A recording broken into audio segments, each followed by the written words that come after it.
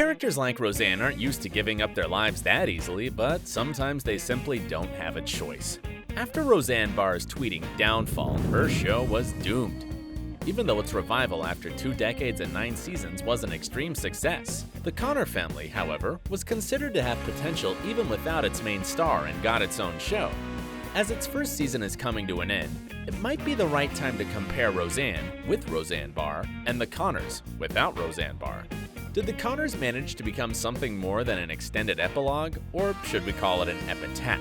What are the chances that this show might get a second season, and that the Conners might have a future without the brightest member of their family? Let's start with the spoiler alert and atmosphere. Let's admit it, we don't watch sitcoms just for the sake of the jokes. No, we watch them for their atmosphere. Friends is there for us when we need the cozy feeling of friendship. The Big Bang Theory is there with its geeky culture for the comfort of nerds. Taxi comes in handy for everyone who had to deal with working on a temporary job while waiting for their big chance in life. So, did the Conners keep the atmosphere of the original series even without Roseanne? Well, kinda. It's still all about family life and family problems. It kept the somewhat salty yet amusing humor, the structure remained unchanged, yet it lacks Roseanne. And it's not just about the absence of Roseanne Barr, who, despite her mistakes and personal flaws, played her part brilliantly, taking up the room whenever she walked in, and being the center of both the Conner family and the show. It's about the way Roseanne's character left the show, dying of an opioid overdose and leaving her family grieving and bitter about her hidden addiction. Of course, it would have been hard to remove Roseanne from the Conner family without killing her. However, the whole first season of The Conners was overshadowed by Roseanne's death. That, along with her absence, left a distinctive darker imprint on the atmosphere.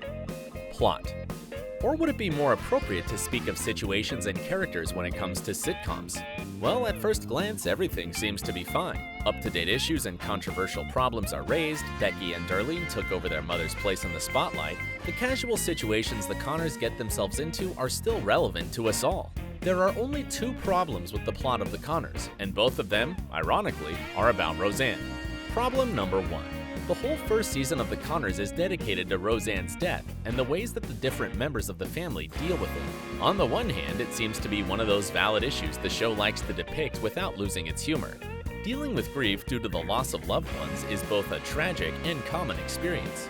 Besides, it's completely logical to show the consequences of Roseanne's death.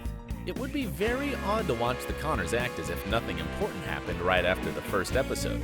On the other hand, though, it makes the Conners look like a tribute to the original series, not the independent show it tries to be.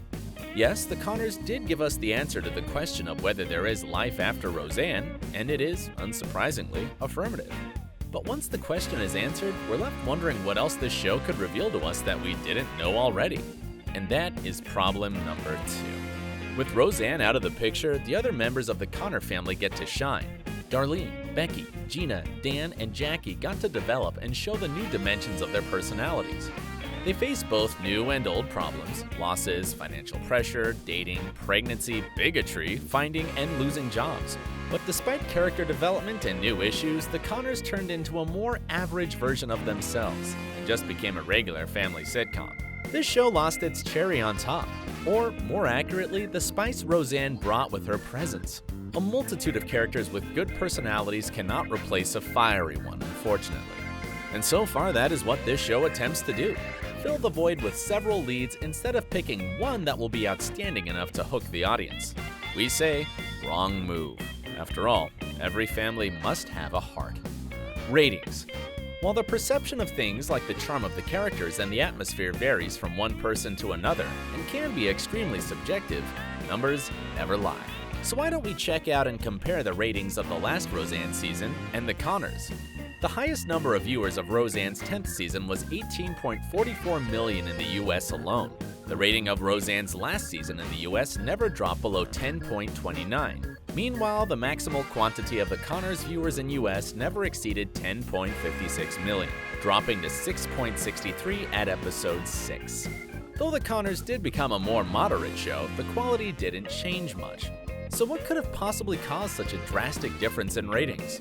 Once again, Roseanne Barr is the answer to everything. Part of the audience was outraged by Roseanne's offensive tweet back in May 2018, and didn't want to watch a show that has something to do with the Roseanne series. even though other members of the cast had nothing to do with Roseanne's thoughts and tweets. And then there is another part of the audience, those who remained loyal to the former star of Roseanne and, despite everything, refused to watch the show about the Conner family without their favorite character. With both parts of the audience gone, the gap between ratings is understandable. But will it determine the future of the Conners? Will the spinoff get canceled? What do you think? Write your opinion in the comments below and subscribe to OSSA for more original content to come.